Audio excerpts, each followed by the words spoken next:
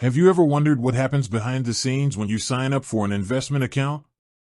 How does a company like Wealthsimple actually take your money and build a portfolio just for you?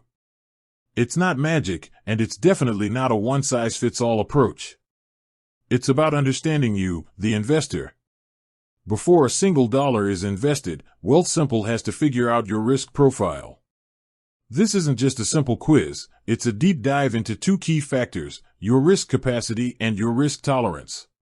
Your risk capacity is your financial ability to withstand losses.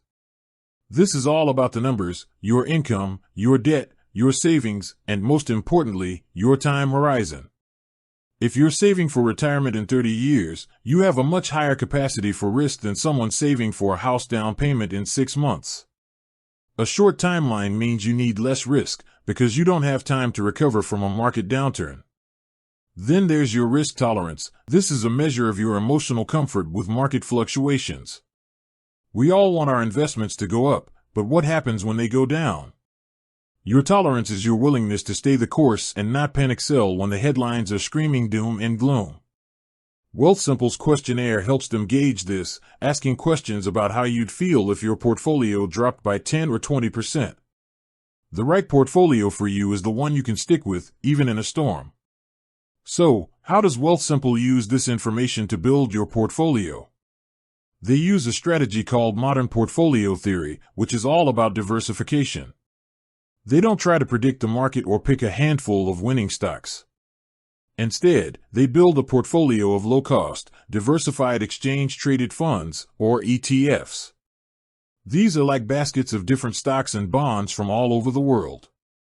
By diversifying across different asset classes, like stocks and bonds, and different geographical regions, they reduce the overall risk without sacrificing long-term potential returns.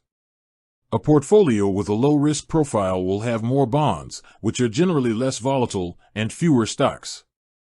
A high-risk portfolio will be heavily weighted towards stocks.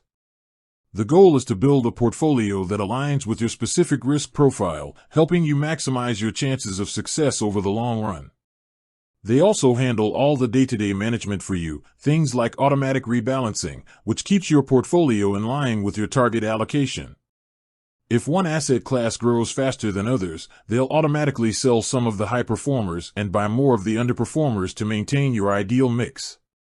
This keeps your portfolio perfectly aligned with your risk profile, helping you stay on track toward your goals. With that said, thanks for watching, and until next time.